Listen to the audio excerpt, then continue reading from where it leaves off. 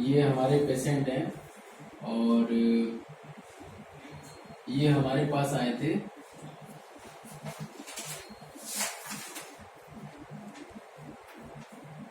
मई में।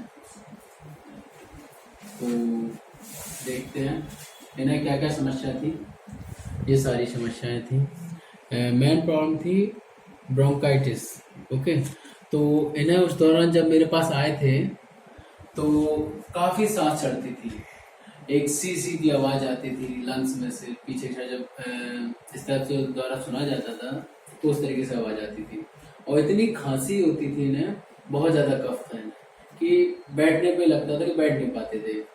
और शरीर में एक कमजोरी सी थी, चेहरे पे एक मुस्कुराहट नहीं थी। इस तरीके से मेरे पास आए थे और आज इनकी तबीयत में काफ़ी कुछ सुधार है, आप देख सकते हैं और पूछ सकते हैं इनसे कि कैसी क्या तबीयत है। आपको पहले क्या क्या समस्या थी आप मुझे बताइए।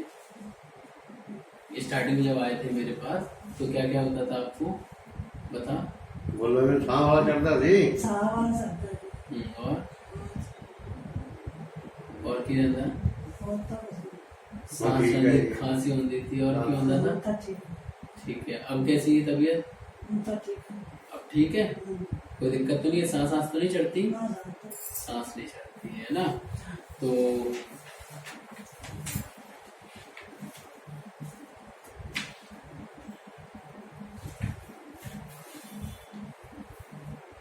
ठीक है जी, काफी सुधार है पेशेंट को।